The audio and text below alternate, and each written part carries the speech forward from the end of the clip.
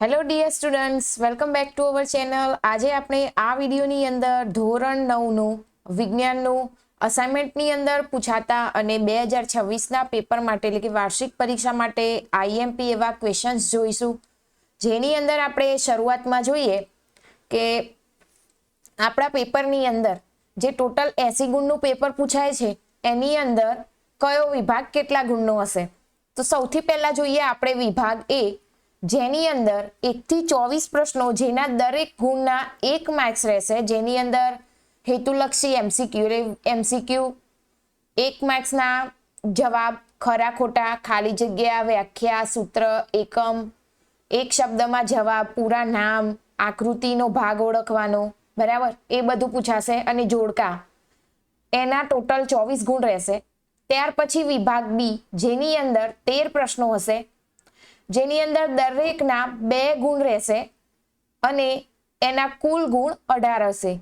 એ જ રીતે section C જોઈએ, જેની અંદર દરેકના ક્વેશ્ચનની અંદર દરેકના 3 ગુણ રહેશે અને ટોટલ કુલ ગુણ 18 હશે. જેની અંદર તમને 9 પ્રશ્ન આપેલા હશે અને કોઈ પણ 6 તમારે અટેન્ડ કરવાના રહેશે. ત્યાર પછી સેક્શન ડી જોઈએ, વિભાગ ડી, જેની અંદર કુલ 8 પ્રશ્નોમાંથી તમારે કોઈ પણ 5 પ્રશ્નો સવિસ્તાર લખવાના રહેશે. જેની અંદર દરેક ગુણનો દરેક ચેપ્ટરની અંદરથી પૂછાતા હોય એ રીતના સેક્શન ડી ના આઈએમપી એવા ક્વેશ્ચન્સ જે આપણે અસાઇનમેન્ટના અંદર ક્લિયર કરીશું, જેના દરેક ક્વેશ્ચનના 4 ગુણ રહેશે. એમ વિભાગ ડી એ ટોટલ 20 ગુણનો રહેશે અને આખું પ્રશ્નપત્ર તમારું 80 ગુણનું હશે. તો આ વિડીયોની અંદર આપણે વિભાગ એ ના અંદરના દરેક ચેપ્ટરના મોસ્ટ આઈએમપી એવા એમસીક્યુ, ખાલી જગ્યા, ખરા ખોટા, જોડકા, એકમાત્રમાં જવાબ, એ બધું જ આ વિડીયોમાં જોઈશું. તો વિડીયો છેલ્લે સુધી જોજો, પૂરેપૂરો જોજો, જેથી તમે આવનારી પરીક્ષાની અંદર કે 2026ના અંદર પેપરની અંદર સારા એવા ગુણ મેળવી શકો. તો આપણે શરૂઆત કરીએ. ચલો, સેક્શન એ, જેની અંદર પ્રકરણ 2 ના એમસીક્યુ પૂછાયેલા છે. તો જોઈએ, નીચે પૈકી સાર્વત્રિક દ્રાવક કયું છે? સાર્વત્રિક દ્રાવક કયું છે? પાણી, પેટ્રોલ, કેરોસીન અને આલ્કોહોલ. તો કયું આવશે? પાણી. આગળ, નીચે પૈકી એરોસોલનું ઉદાહરણ કયું છે? પેન્ટ, દૂધ, વાદળી કે વાદળા? તો આની અંદર જવાબ થશે વાદળી. ત્યાર પછી આગળ જોઈએ, નીચેના પૈકી શેમાં ટિન્ડલ અસર જોઈ શકાય? મીઠાના દ્રાવણમાં, દૂધ, લીંબુનો રસ, મોરથૂતુંનું દ્રાવણ. તો આની અંદર આવશે દૂધ. ત્યાર પછી નેક્સ્ટ જોઈએ, 30°C તાપમાને 1 કપ પાણીમાં ખાંડ દ્રાવ્ય કરી તેને ગરમ કરવામાં આવે તો તે શું બને? સ્ફટિક બને, બાષ્પીભવન થાય, અસંતૃપ્ત બને અને ખાંડના કણો છૂટા પડે. તો આમાંથી શું થશે? અસંતૃપ્ત બનશે. એટલે કે ખાંડ પૂરેપૂરી ઓગળશે નહીં, ફરીથી એને ગરમ કરવામાં આવે એટલે પાછી ખાંડ બની જાય. 20% સોડિયમ સલ્ફેટનું દ્રાવણ 100 ગ્રામ પાણીમાં બનાવેલું છે. આ દ્રાવણમાં સોડિયમ સલ્ફેટનું દળ શોધો. દળ એટલે વજન શોધો, બરાબર. તો એનો જવાબ આવશે 25 ગ્રામ. ત્યાર પછી નેક્સ્ટ જોઈએ, નીચે પૈકી કયો ફેરફાર રાસાયણિક ફેરફાર છે? રાસાયણિક ફેરફાર અને ભૌતિક ફેરફાર, એ બે ખાસ આવડવું જોઈએ. ઘણી વખતે 2 ગુણની અંદર અથવા તો 3 ગુણની અંદર વર્ગીકરણની અંદર પૂછાશે. તો એમાં સ્ફટિકીકરણ, સ્ફટિકનું બાષ્પીભવન, પાણીનું બરફમાં રૂપાંતર, કોપર અને સલ્ફરના મિશ્રણને ગરમ કરવું અને H2 અને O2 નું મિશ્ર થવું. તો આમાં કરેક્ટ આન્સર થશે કોપર સલ્ફેટનું દ્રાવણ. કોપર અને સલ્ફરના દ્રાવણનું મિશ્રણને ગરમ કરવું, એટલે એમાંથી શું બનશે? Copper sulphate. ત્યાર પછી નેક્સ્ટ જોઈએ, ચેપ્ટર 3 ના હાઇડ્રોજન પેરોક્સાઇડ એટલે H2O2 માં હાઇડ્રોજન અને ઓક્સિજનનું દળનું પ્રમાણ કેટલું? તો કેટલું થશે? તો 1:16, બરાબર. એના પરમાણુય દળ ઉપરથી શોધવાનું. મેગ્નેશિયમ તત્વોની સંજ્ઞા ખાલી જગ્યા છે. મેગ્નેશિયમની તત્વની સંજ્ઞા કઈ થાય? તો Mg, બરાબર. નીચે પૈકી કયા તત્વનું પરમાણુય દળ અને આણ્વીય દળ સમાન છે? નાઇટ્રોજન, નિયોન, ઓક્સિજન અને ક્લોરીન. તો કયું આવશે? નિયોન. આણ્વીય દર અને પરમાણુય દર બંને સમાન હોય એમ. NH3 માં N પરમાણુની સંયોજકતા ખાલી જગ્યા છે. નાઇટ્રોજનની પરમાણુની સંયોજકતા કેટલી? તો 3. બરાબર. આગળ ક્વિકલાઇમ નું આણ્વીય સૂત્ર ખાલી જગ્યા છે. ક્વિકલાઇમ એટલે CaO, કેલ્શિયમ ઓક્સાઇડ કહેવાય એને. ત્યાર પછી આગળ R દ્વારા નિર્દેશિત તત્વ કયું છે? કઈ રીતે દર્શાવી શકાય? તો કયું કહેવાય? હાઇડ્રોજન.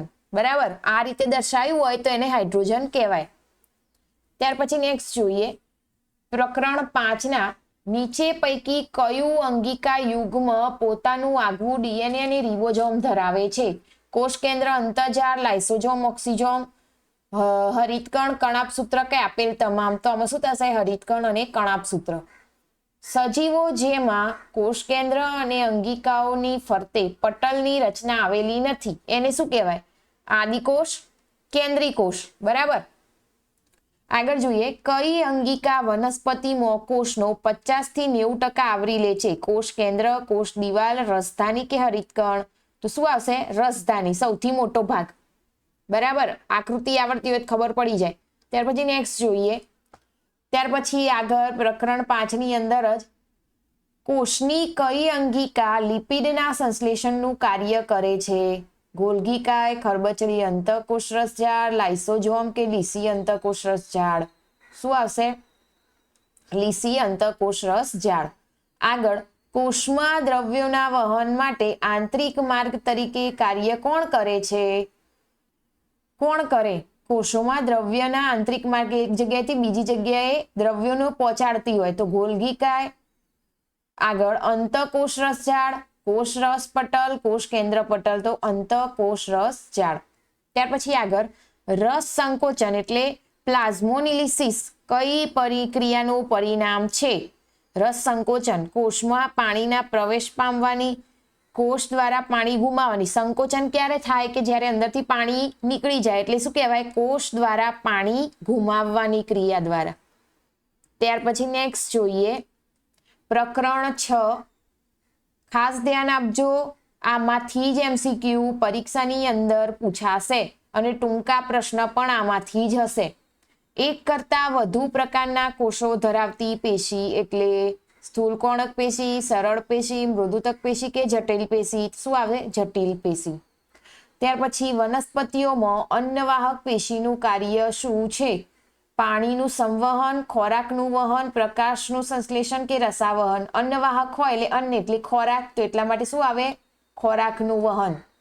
કયા રસાયણનું સ્થૂલન છાલને હવા અને પાણીમાં અપ્રવેશશીલ બનાવે છે? શાનાથી? એટલે કે છાલ ઉપર શાનું સ્થૂલન હોય તો હવા અને પાણી અંદર જાય નહીં? સેલ્યુલોઝ, લિગ્નિન, સુબેરિન કે પેક્ટિન? શું આવશે? સુબેરિન. ત્યાર પછી નેક્સ્ટ જોઈએ અરેખિત સ્નાયુનું લક્ષણ કયું છે? શું આવશે? લાંબા નળાકાર એક કોષ કેન્દ્રી, લાંબા ત્રાકાકાર કોષ કેન્દ્રી? તો શું આવશે? લાંબા ત્રાકાકાર અને એક કોષ કેન્દ્રી. આગળ કઈ પેશી પૂરક પેશી તરીકે આધાર આપવાનું કાર્ય કરે છે? સ્થૂલકોણક, મૃદુતક, દ્રઢોતક કે વાયુતક? તો શું આવશે? મૃદુતક. આગળ જોઈએ અસ્થિ પેશીના આધારમાં જોવા મળતા મુખ્ય ખનિજ કયા છે? સોડિયમ ક્લોરાઇડ, સોડિયમ અને પોટેશિયમ, કેલ્શિયમ અને ફોસ્ફરસ કે આપેલ તમામ? તો કેલ્શિયમ અને ફોસ્ફરસ. ત્યાર પછી વાયુરંધ્રને આવરતા 2 કોષ કયા છે? સાથી કોષ, સહાયક કોષ, રક્ષક કોષ કે દ્રઢોતક કોષ? તો આમાં શું આવશે? રક્ષક કોષ. ત્યાર પછી નેક્સ્ટ જોઈએ આગળ અન્નવાહક પેશીમાં મૃત ઘટક કયો છે? અન્નવાહક પેશીની અંદર મૃત ઘટક કયો એટલે કે જે કામ ન કરતો હોય એવો? ચાલની નલિકા, ચાલની કોષ, અન્નવાહક મૃદુતક, અન્નવાહક તંતુઓ? એટલે શું આવશે? અન્નવાહક તંતુઓ. કઈ પેશી યાંત્રિક મજબૂતાઈની સાથે દ્રઢતા પણ બક્ષે છે? મૃદુતક, વાયુતક, સ્થૂલકોણક કે દ્રઢોતક? તો શું આવે? દ્રઢોતક. મજબૂતાઈ સાથે દ્રઢતા એટલે કે ઊભું રહેવામાં મદદ કરતું હોય. નીચે પૈકી કોનો સમાવેશ શ્વેત રુધિર કણિકા તરીકે થતો નથી? તટસ્થ કણો, લસિકા કણ, એક કોષ કેન્દ્રી કણ અને ત્રાક કણ. તો શું આવશે? ત્રાક કણ. ત્યાર પછી આગળ જોઈએ, કઈ પેશીમાં લિગ્નિનનું સ્થૂલન જોવા મળે છે? સ્થૂલકોણક, દ્રઢોતક, અન્નવાહક અને હરિતકણોત્તક. તો શું આવશે? દ્રઢોતક. આગળ જોઈએ, માનવમાં સ્નાયુ કોષ એક ભાગમાંથી બીજા ભાગમાં સંદેશનું વહન કરે છે. આ કામ કોનું? આ કામ થાય ચેતાતંતુનું. બરાબર, એટલે કે ચેતાકોષનું કામ છે. હવે આગળ, સંકોચન અને શિથિલનને કારણે હલનચલન થાય. તો સાચો જવાબ શું થશે? સ્નાયુઓનું સંકોચન અને શિથિલન થાય ત્યારે આપણે હલનચલન કરી શકીએ. ત્યાર પછી નેક્સ્ટ જોઈએ, આગળ ચેપ્ટર 11 MCQ, તરંગમાં ક્રમિક રીતે આવતા શૃંગ અને ગર્ત વચ્ચેનું અંતર કેટલું હોય? તો λ/2. બરાબર, આ રીતે પણ લખેલું હોય λ/2. બરાબર, તો આ પણ સાચો જવાબ. તરંગનો વેગ કઈ બાબત પર આધાર રાખતો નથી? માધ્યમનું તાપમાન, માધ્યમની સ્થિતિસ્થાપકતા, માધ્યમની જડતા અને તરંગના કંપ વિસ્તાર. તો તરંગના કંપ વિસ્તાર પર. ડેસિબલ એટલે કે ડીબી શેનો એકમ છે? આ તો આવડવું જ જોઈએ. ધ્વનિની તીવ્રતા, ધ્વનિની આવૃત્તિ, ધ્વનિની પ્રબળતા કે ધ્વનિની શોષકતા. તો શું થાય? ધ્વનિની પ્રબળતા. એટલે કે આપણે ધ્વનિ શામાં માપીએ? તો ડેસિબલમાં માપવામાં આવે. બરાબર. પડઘો સ્પષ્ટ સાંભળવા માટે અવરોધનું ધ્વનિ સ્ત્રોતથી લઘુત્તમ અંતર ખાલી જગ્યા હોવું જોઈએ. 17.2 ભાગ્યા સેન્ટીમીટર, 17.2 ભાગ્યા મીટર, 17.2 ભાગ્યા મિમી અને 17.2 ભાગ્યા કિલોમીટર. તો શું આવશે? 17.2 ભાગ્યા એટલે કે પ્રતિ, 17.2 પ્રતિ મીટર. બરાબર.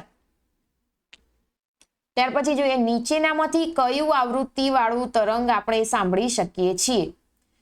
કયું સાંભળી શકાય? 0.15 પ્રતિ હર્ટ્ઝ, 15 પ્રતિ હર્ટ્ઝ, 150 પ્રતિ હર્ટ્ઝ કે 25 પ્રતિ હર્ટ્ઝ? તો કયું આવશે? 150 પ્રતિ હર્ટ્ઝ. Option C.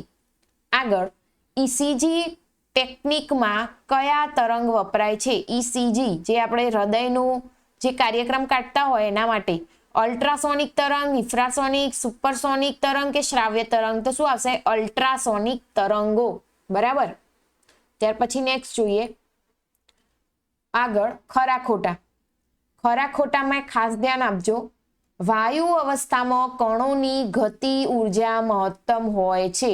વાયુ અવસ્થામાં કણોની ગતિ ઉર્જા મહત્તમ હોય એટલે શું કહેવાય? એ સાચું. વાયુ અવસ્થાની અંદર કણો ઝડપથી ગતિ કરતા હોય. બરાબર. દરેક દ્રવ્ય દળ ધરાવે છે. દરેક દ્રવ્ય દળ ધરાવે છે. દળ એટલે વજન ધરાવે છે. તો પણ શું થાય? સાચું. પ્રવાહીની મુક્ત સપાટીનું ક્ષેત્રફળ વધવાથી બાષ્પીભવનનો દર ઘટે છે.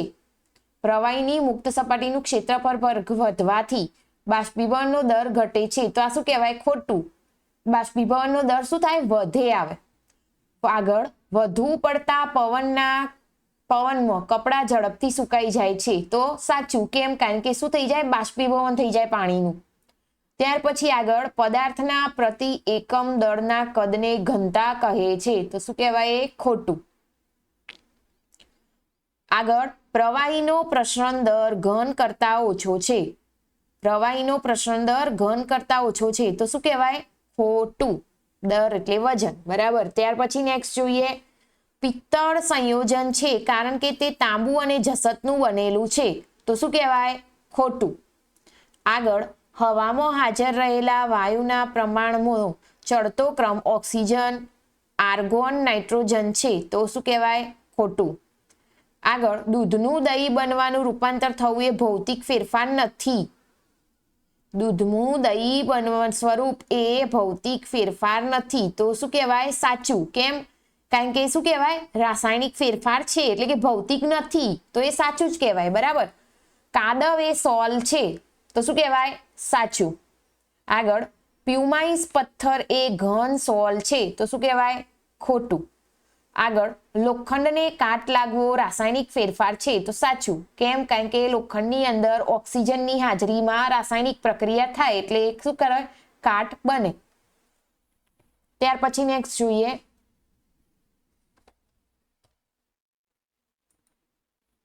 આગળ, બે પદાર્થો વચ્ચેનું અંતર બમણું કરતા તેમના વચ્ચે લાગતું ગુરુત્વાકર્ષણ બળ અડધું થાય તો શું કહેવાય? ખોટું. આગળ, કેપિટલ G નું પ્રાયોગિક મૂલ્ય સૌપ્રથમ ન્યૂટને શોધ્યું હતું તો શું કહેવાય? ખોટું, એમને શોધ્યું નહોતું. આગળ, મુક્ત પતન કરતા પદાર્થનો પ્રવેગ તેના દળ પર આધાર રાખતો નથી તો એ શું થાય? સાચું. હવાના અવરોધને અવગણતા એક સરખી ઊંચાઈએથી એક સાથે મુક્ત પતન કરતા પીછા અને વજનદાર પથ્થર બંનેને પૃથ્વીની સપાટી પર વેગ સમાન છે તો શું થાય? સાચું. પદાર્થનું દળ ધ્રુવ પ્રદેશમાં આગળ મહત્તમ હોય છે તો શું કહેવાય? ખોટું. આગળ, પદાર્થનું દળ ધ્રુવ પ્રદેશમાં આગળ મહત્તમ હોય છે તો ખોટું. આ 2 વખત આવેલો છે ક્વેશ્ચન. પારો ભરેલા પાત્રમાં લોખંડનો નક્કર ટુકડો તળે છે તો સાચું. આગળ જોઈએ, આગળનું 9 ચેપ્ટર 10મા ચેપ્ટરની અંદર કયા પૂછાઈ શકે? કાર્ય એ પાવર અને સમયનું ગુણનફળ છે તો સાચું, એટલે કે કાર્યની અહીંયા વ્યાખ્યા આપી દીધેલી છે. આગળ, પદાર્થમાં કાર્ય કરવાની ક્ષમતાને શું કહેવાય? ઉર્જા, તો એ શું કહેવાય? સાચું. ત્યાર પછી નેક્સ્ટ જોઈએ, પદાર્થ દ્વારા કાર્ય કરવામાં આવે તો તેની ઉર્જામાં ઘટાડો થાય તો શું કહેવાય? સાચું. ઉર્જાનો ઘટાડો થાય તો કાર્ય એટલું શું થઈ જાય? ઓછું થાય. ત્યાર પછી જોઈએ, સ્થિતિ ઉર્જા અને ગતિ ઉર્જાના તફાવતને યાંત્રિક ઉર્જા કહે છે તો શું કહેવાય? ખોટું. ત્યાર પછી જોઈએ, પદાર્થની સ્થિતિ ઉર્જા એ સાપેક્ષ છે તો સાચું. આગળ, પાવર અને ઉર્જા બંને અદિશ રાશિઓ છે તો સાચું. ત્યાર પછી નેક્સ્ટ જોઈએ આગળ, હવે આની અંદર આપણને તમને આમાંથી સાચો જવાબ પસંદ કરી અને જવાબ તમારે સાચો પસંદ કરવાનો છે. ખાલી જગ્યા આપેલી છે, વિકલ્પમાંથી પસંદ કરીને તમારે સાચો જવાબ લખવાનો રહેશે. તો ચલો જોઈએ, પ્રોપેનનું આણ્વીય સૂત્ર ખાલી જગ્યા છે. પ્રોપેન એટલે 3 કાર્બન ધરાવતું હોય તો શું આવશે? એમાં જવાબ શું થશે? C3H8. બરાબર. મિથેન, ઇથેન અને શું કહેવાય? પ્રોપેન. તો પ્રોપેનમાં 3 આવશે કાર્બન. ત્યાર પછી આગળ જોઈએ, હિમોગ્લોબિનના અણુની ત્રિજ્યા આશરે ખાલી જગ્યા નેનોમીટર છે તો કેટલી આવશે? 10, 100 કે 1 તો શું આવે? 10. ત્યાર પછી આગળ જોઈએ, સોડિયમનું લેટિન નામ ખાલી જગ્યા છે. ઓરમ, નેટ્રિયમ કે કેલિયમ તો શું આવશે? નેટ્રિયમ. બરાબર. ત્યાર પછી જોઈએ, C2H5OH માં પરમાણ્વીયતા ખાલી જગ્યા છે 1, 9 અને 7. આ શેનું સૂત્ર છે? Ethyl alcohol. બરાબર, એટલે કે ઇથેનોલ. એનું પરમાણ્વીયતા ખાલી જગ્યા છે તો કેટલી આવશે? 9 આવશે. બરાબર. ત્યાર પછી જોઈએ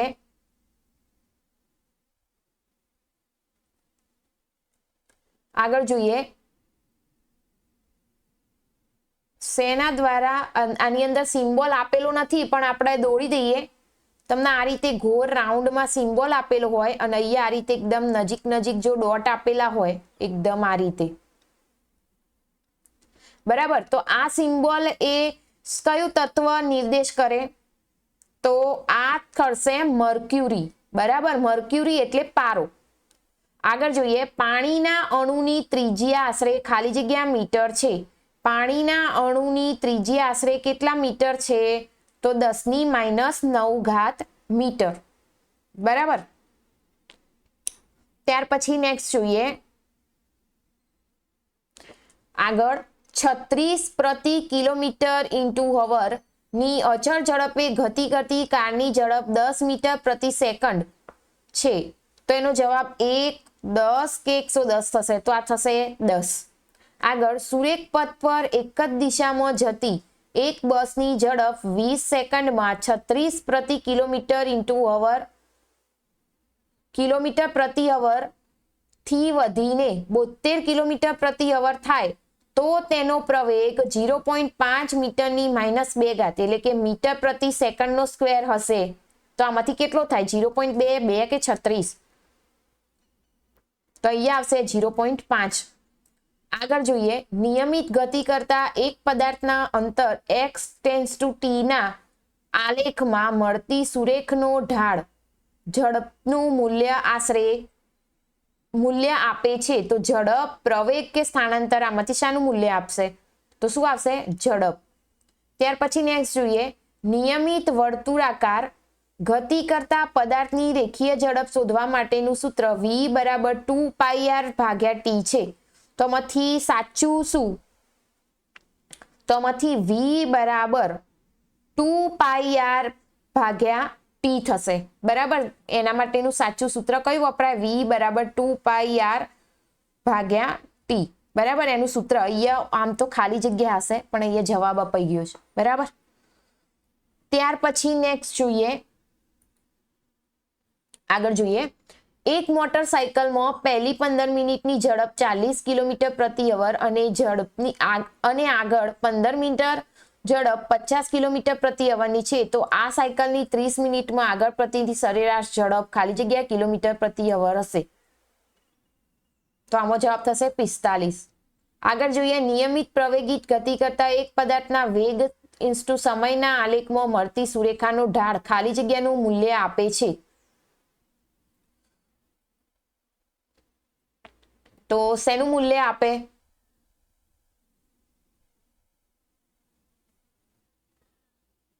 શેનું મૂલ્ય આપશે? સ્થાનાંતર, પ્રવેગ કે અંતર? તો એ શું આવશે? છઠ્ઠાનો જવાબ થશે પ્રવેગ. બરાબર, ખાલી જગ્યા ભૌતિક રાશિને તેના મૂલ્યની સાથે દિશા દર્શાવવી જરૂરી છે. શેને દર્શાવવી જરૂરી છે? દિશા દર્શાવવી જરૂરી થાય. સ્થાનાંતર, પ્રવેગ કે અંતર? તો એ શું હશે? સ્થાનાંતર. આગળ જોઈએ, એક સ્કૂટર સવાર 30 કિલોમીટર પ્રતિ અવરની અચળ નિયમિત ઝડપે સુરેખ માર્ગ પર સતત 20 મિનિટ ગતિ કરે તો તેને ખાલી જગ્યા અંતર કાપ્યું હશે. 6 કિલોમીટર, 10 કે 90? તો કેટલું આવશે? 10 કિલોમીટર. આગળ જોઈએ, પૃથ્વીની આસપાસ વર્તુળાકાર કક્ષમાં પરિભ્રમણ કરતો ઉપગ્રહ ખાલી જગ્યા ગતિ કરે છે. કઈ ગતિ કરશે? તો નિયમિત વર્તુળાકાર ગતિ. બરાબર, કારે કાપેલું અંતર કારમાં રહેલા ખાલી જગ્યા સાધનની મદદથી જાણી શકાય. આ મોસ્ટ આઈએમપી ખાલી જગ્યા. એટલે કે કારે કાપેલું અંતર શેનાથી જઈ શકાય? ઓડોમીટર, સ્પીડોમીટર કે બાયોડોમીટર? તો શું આવશે? ઓડોમીટર. આગળ, પ્રવેગનો એસઆઈ એકમ ખાલી જગ્યા છે. પ્રવેગનો એસઆઈ એકમ કયો? મીટર પ્રતિ સેકન્ડ સ્ક્વેર, કિલોમીટર પ્રતિ સેકન્ડ સ્ક્વેર, મીટર પ્રતિ સેકન્ડ સ્ક્વેર? શું આવશે જવાબ? મીટર પ્રતિ સેકન્ડનો સ્ક્વેર. બરાબર, આમાં તો બંને ઓપ્શન સમાન જ આપેલા છે. બરાબર, એક જ જુદો. અંતર ટેન્સ ટુ સમયના આલેખનો ઢાળ ખાલી જગ્યા મૂલ્ય આપે છે. વેગ, સમય કે અંતર? શું આવશે? વેગ. બરાબર, ત્યાર પછી નેક્સ્ટ જોઈએ, આગળ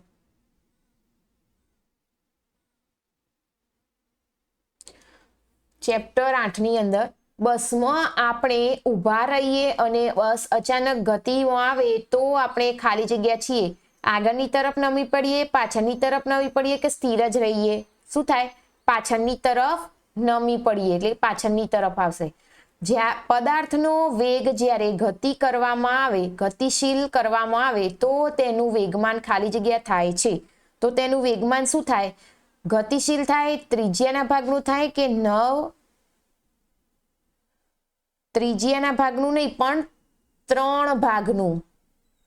શું થાય? 3 ભાગનું. આ એનો જવાબ, 3 ભાગનું એનો જવાબ થશે. એક પદાર્થ પર 150 ન્યૂટન બળ લગાવતા તેમાં 3 મીટર ઇન્ટુ સેકન્ડ સ્ક્વેર જેટલો પ્રવેગ ઉત્પન્ન થાય તો તેનું દળ ખાલી જગ્યા કેજી હશે. કેટલા કેજી હશે? તો 50 કેજી. ત્યાર પછી આગળ જોઈએ, 10⁶ ડાઈન તેનું દળ ખાલી જગ્યા કેજી છે. કેટલું થાય? તો 10 કેજી. ત્યાર પછી આગળ જોઈએ, 1500 કેજી દ્રવ્યવાન વાળી કારનો વેગ 36 કિલોમીટર પ્રતિ અવર થી વધીને 72 કિલોમીટર પ્રતિ અવર થાય તો તેનો વેગમાનમાં થતો ફેરફાર ખાલી જગ્યાએ કિલોમીટર પ્રતિ સેકન્ડ હશે. 54,150 કે 15,000, તો અહીંયા શું આવશે? 15,000. ખાલી જગ્યાનું જડત્વ સૌથી ઓછું હશે સ્કૂટર, કાર કે ટ્રક? તો સ્કૂટર. બરાબર. જડત્વ સ્પીડ ઓછી જેની થતી હોય એનું થાય. બરાબર. ત્યાર પછી નેક્સ્ટ જોઈએ. ખાલી જગ્યા તરંગો શૂન્ય અને ગતિ દ્વારા આગળ વધે છે. કયા આવશે? તો લંબગત તરંગ. ત્યાર પછી જોઈએ 1 એંગસ્ટ્રોંગ બરાબર ખાલી જગ્યા મીટર. તો શું થાય? 10 -10 મીટર. આ ખાસ યાદ રાખજો, મોસ્ટ આઈએમપી. આગળ, કંપન કરતી વસ્તુ ને એક કંપન પૂર્ણ કરવા માટે લાગતા સમયને ખાલી જગ્યા કહે છે. તેનો આવર્તકાળ, તેની આવૃત્તિ કે તેનો વેગ શું કહેવાય? તેનો આવર્તકાળ. ત્યાર પછી જોઈએ મૂત્રપિંડમાં રહેલી પથરીને બારીક કણોમાં તોડવા માટે ખાલી જગ્યાનો ઉપયોગ થાય છે. એટલે કે કિડનીની અંદર જે પથરી હોય એને તોડવા માટે શાનો ઉપયોગ થાય? શ્રાવ્ય ધ્વનિ, અશ્રાવ્ય ધ્વનિ કે પરાધ્વનિ? તો આની અંદર જવાબ શું થશે? પરાધ્વનિ. ત્યાર પછી નેક્સ્ટ જોઈએ હવામાં 34 મીટર તરંગ લંબાઈ ધરાવતા ધ્વનિ તરંગની આવૃત્તિ 10 હર્ટ્ઝ છે. તો તે ધ્વનિ તરંગનો હવામાં વેગ ખાલી જગ્યા મીટર પ્રતિ સેકન્ડ થશે. તો કેટલો થાય?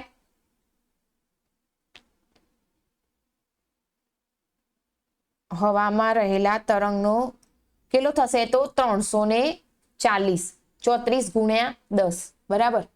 ત્યાર પછી જોઈએ નેક્સ્ટ આગળ ધ્વનિની તીવ્રતાનો એકમ ખાલી જગ્યા છે. ધ્વનિની તીવ્રતાનો એકમ W મીટરની -2 ઘાત. એટલે કે W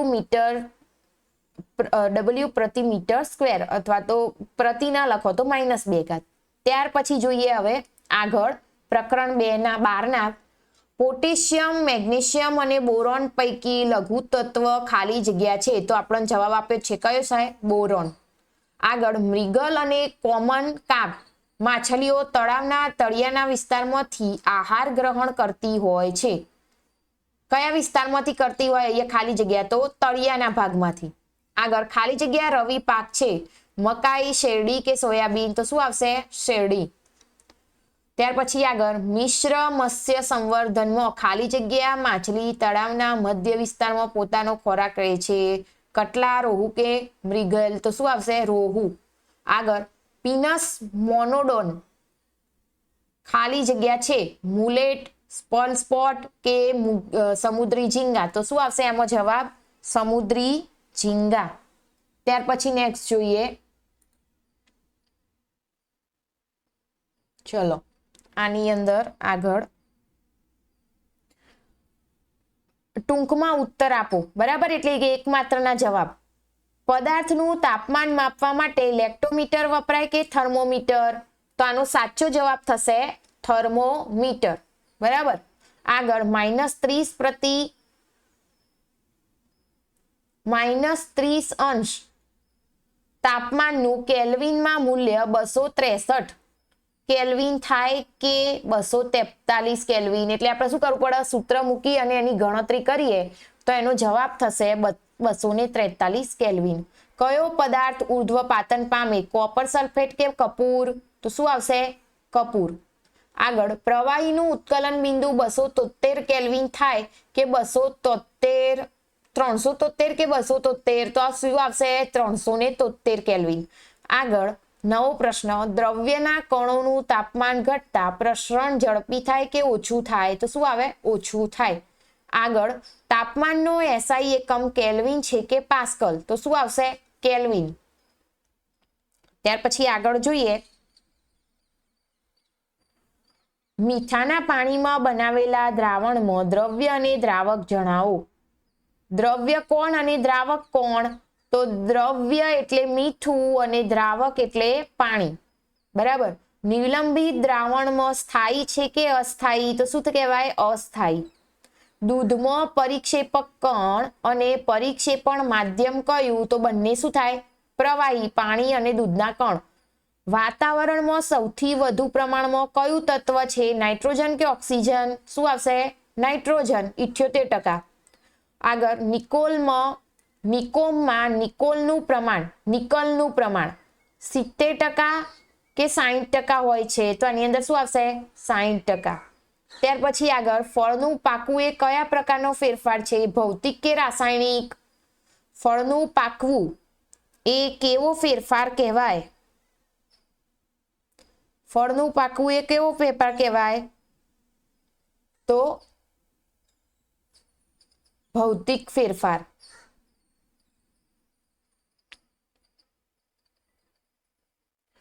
ત્યાર પછી નેક્સ્ટ જોઈએ કેલ્શિયમ અને CO3 એટલે કાર્બન ડાયોક્સાઇડ,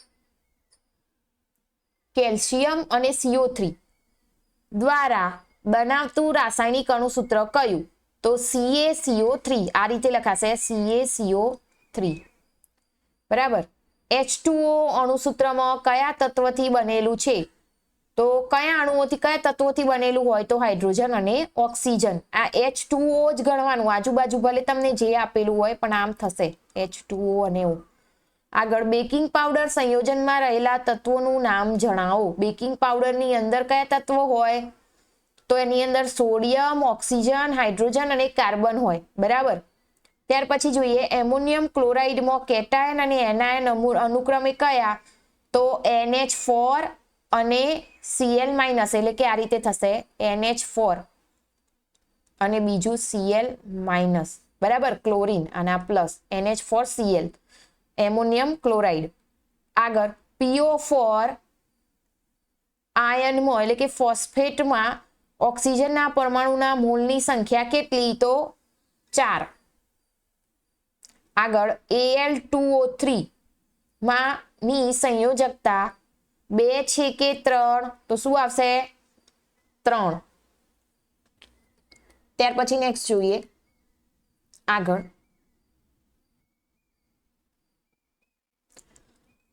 ચેપ્ટર 5 ના ટૂંકા પ્રશ્નો. રિબોઝોમની રચના પટલમય છે કે પટલ વિહીન? શું આવશે જવાબ? પટલ વિહીન. કઈ અંગિકા ફક્ત પ્રાણીકોષમાં જ જોવા મળે છે? કયા હવે? તો તારા કેન્દ્ર. તારા કેન્દ્ર ફક્ત પ્રાણીકોષમાં જ જોવા મળે. આગળ નારંગી કયું ઉપયોગી રંજક દ્રવ્ય ધરાવે છે? એટલે કયા રંજક દ્રવ્ય હોય? તો કેરોટીન, જેના લીધે કેવું દેખાય? ઓરેન્જ કલરનું. આગળ લાઇસોઝોમ અંગિકાના પાચક ઉત્સેચકનું નિર્માણ કોના દ્વારા થાય? તો કોના દ્વારા થાય? તો કણિકામય અંતઃકોષરસ જાળ. આગળ ડીએનએ ના કાર્યકારી ટુકડાને શું કહે છે? તો શું કહેવાય? એને જનીન કહેવાય. આગળ કોષની કઈ અંગિકા લાઇસોઝોમની ઉત્પત્તિ માટે જવાબદાર છે? કઈ અંગિકા? તો ગોલ્ગી પ્રસાધન એટલે કે ગોલ્ગી કાય. ત્યાર પછી આગળ જોઈએ કોષની કઈ અંગિકાને કોષનું ઉર્જાકર કહેવાય? પાવર હાઉસ કોને કહેવાય? તો કણાભસૂત્ર. આગળ કયા વૈજ્ઞાનિકે વનસ્પતિ કોષમાં લાક્ષણિક ગોળાકાર કાયને કોષ કેન્દ્ર તરીકે વર્ણવ્યું? કયા કે કોણે વર્ણવ્યું? તો રોબર્ટ બ્રાઉન. આગળ ડુંગળીના કોષને જોવા માટે કયા અભિરંજકનો ઉપયોગ થાય? તો સેક્રિનિન. બરાબર. કઈ અંગિકા સરળ શર્કરામાં જટિલ શર્કરાનું નિર્માણ કરે છે? તો એમાં શું આવશે? ગોલ્ગી પ્રસાધન એટલે કે ગોલ્ગી કાય. ત્યાર પછી આગળ જોઈએ જો વનસ્પતિ કોષમાં હરિતકણ ના હોય તો વનસ્પતિમાં કઈ ક્રિયા અટકી પડે? કઈ ક્રિયા અટકી પડે? હરિતકણ શું કરે? તો પ્રકાશ સંશ્લેષણની ક્રિયા.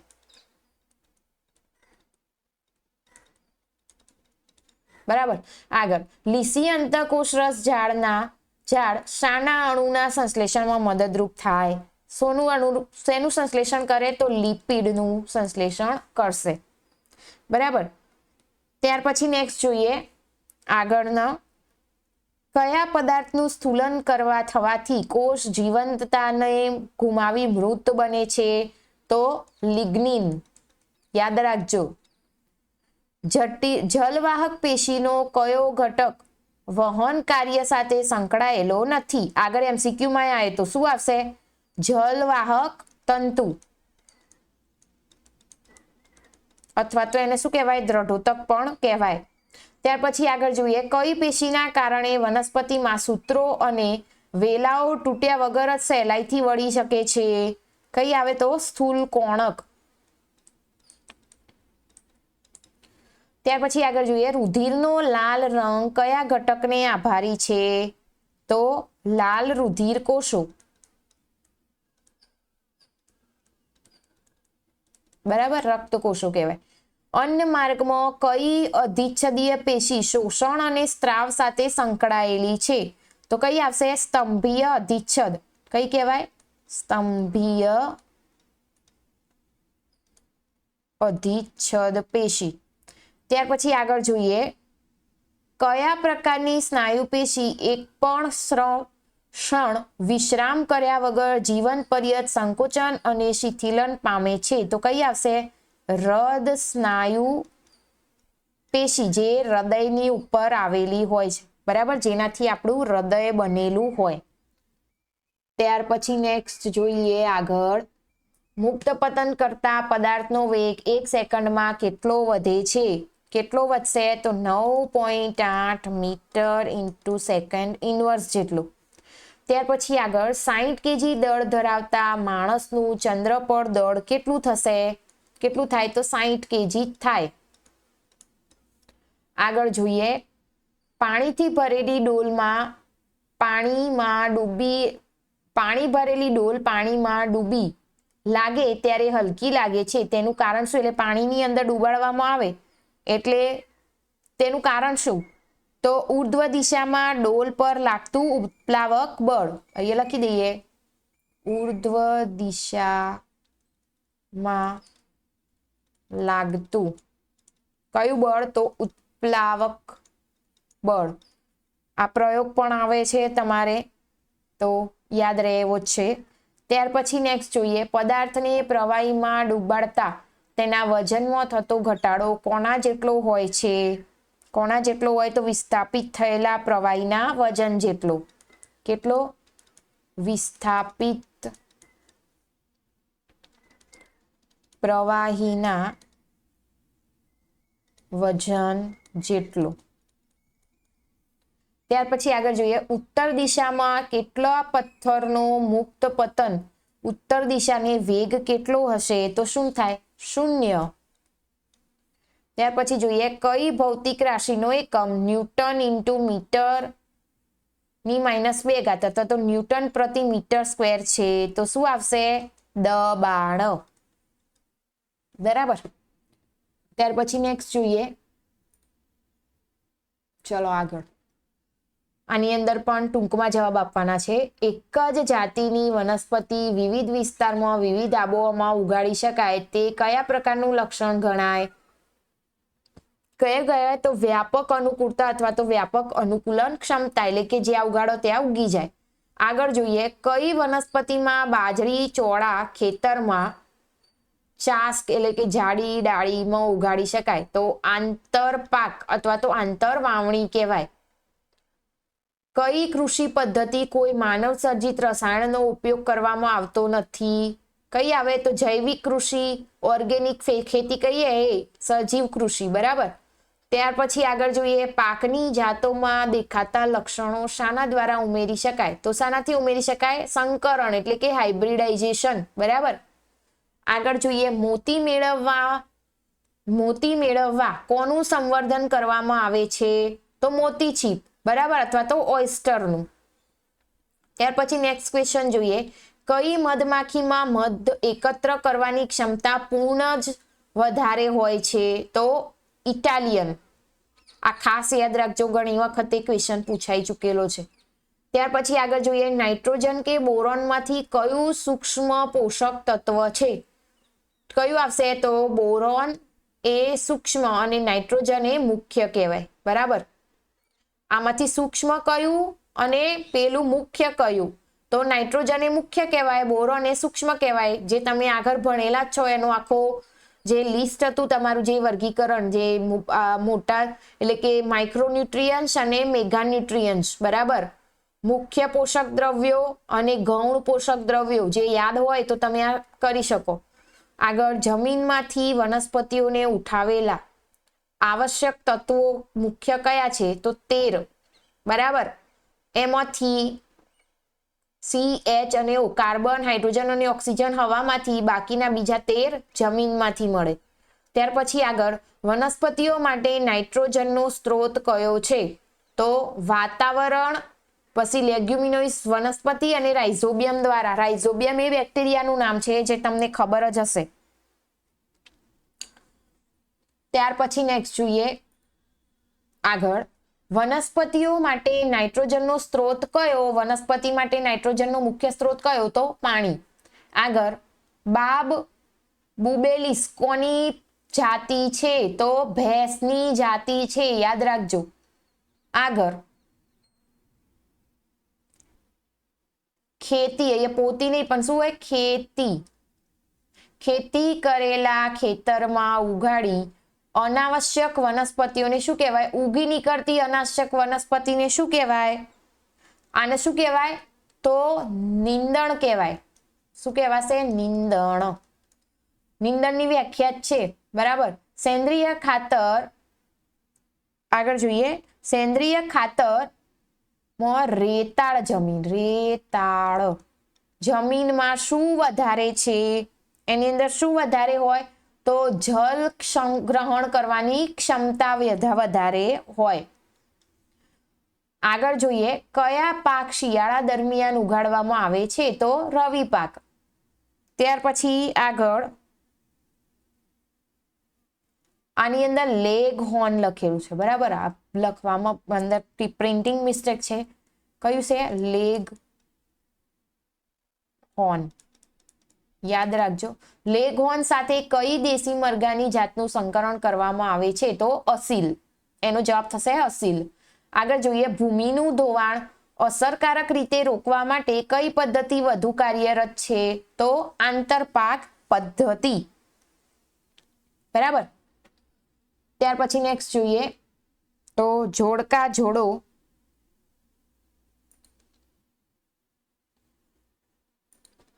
જોડકા જોડવાના છે, ખાસ ધ્યાન આપજો અને આવડે એવા જ છે, બરાબર. જોઈએ અહીંયા x → t નો આલેખનો ઢાળ પરથી મળતી રાશિનો એકમ કયો થશે? તો મીટર પ્રતિ સેકન્ડ, બરાબર. પછી v → t આલેખ દ્વારા ઘેરાતા ક્ષેત્રફળ પરથી કઈ રાશિ એકમ છે? તો મીટર. ત્યાર પછી આગળ મુક્ત પતન પામતા પથ્થરની ગતિ, એને શું કહેવાય? મુક્ત પતન પામતા પથ્થરની ગતિને શું કહેવાય? તો શું કહેવાય? અચળ અને નિયમિત પ્રવેગિત ગતિ. અને બીજું શિરલંબ ઉર્ધ્વ દિશામાં ફેંકેલા પથ્થરની ગતિ કઈ? તો અચળ અને નિયમિત પ્રતિપ્રવેગી પદ્ધતિ, બરાબર. ત્યાર પછી આગળ ઝડપ પર આધારિત પંખી, પંપી નહીં પણ પંખી, એક મિનિટ, પંખી, બરાબર. તો એ શું થાય? સ્થળાંતર, સ્થિર અવસ્થા કે અંતર? તો એમાં શું આવશે? સ્થિર અવસ્થા. અને આગળ ઝડપ → સમયના આલેખ વડે ઘેરાયેલું ક્ષેત્રફળ, તો એને શું કહેવાય? તો અંતર. ત્યાર પછી નેક્સ્ટ જોઈએ, ગતિનો વેગ દર્શાવે, તો એ શું કહેવાય? ઝડપ. અને મીટર પ્રતિ સેકન્ડ સ્ક્વેર, તો એ શેના માટે આવે? પ્રવેગ. ત્યાર પછી આગળ -5 મીટર × સેકન્ડ સ્ક્વેર, તો એ શું કહેવાય? એ ગતિને શું કહેવાય? પ્રતિપ્રવેગી. અને 20 મીટર પ્રતિ સેકન્ડ, તો એ શું કહેવાય? વેગ, બરાબર. તો અહીંયા આપણા સેક્શન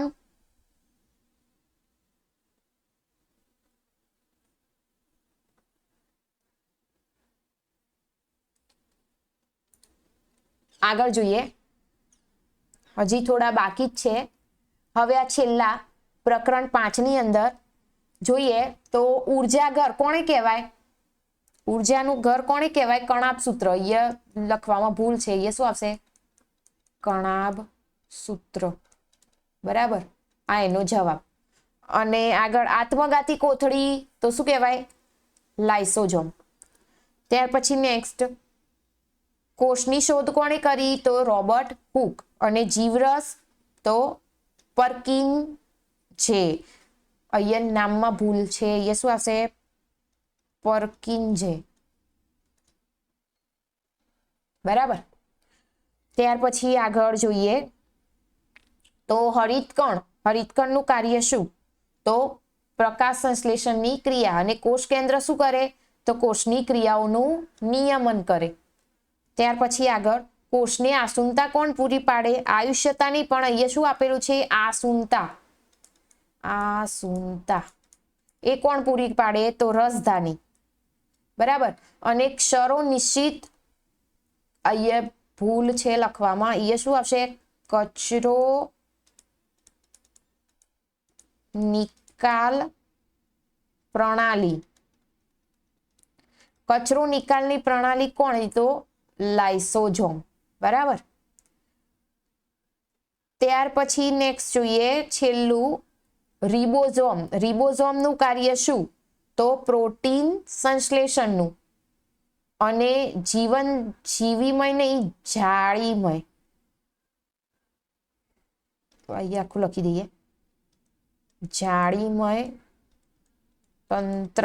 જાળીમય તંત્રનું કાર્ય શું? તો એ શું આવે? અંતઃકોષ રસજાળ. અંતઃકોષ રસજાળ. બરાબર. જાળીમય રચના હોય ને એની એ રીતે. બરાબર. તો અહીંયા આપણા વિજ્ઞાનની અંદર પૂછાતા ટૂંકા 1 ગુણની અંદર પૂછાય એવા બધા જ ચેપ્ટરના ખાલી જગ્યા, ખરા ખોટા અને વિકલ્પો આપણે અહીંયા અસાઇનમેન્ટની અંદર પૂછાયેલા 2026ના આપણે અહીંયા કવર કરી લીધા બધા જ. આમાંથી જ મોસ્ટલી હશે. બરાબર. તમારા ખાસ તૈયાર કરજો. અને જો તમને વિડીયો ગમ્યો હોય તો તમારા ફ્રેન્ડ્સ, રિલેટિવ બધાને શેર કરજો. અને જો ચેનલને સબસ્ક્રાઇબ ના કરી હોય તો પ્લીઝ ચેનલને લાઇક, શેર અને સબસ્ક્રાઇબ કરી દેજો. તો હવે આપણે મળીશું નેક્સ્ટ વિડીયોની અંદર.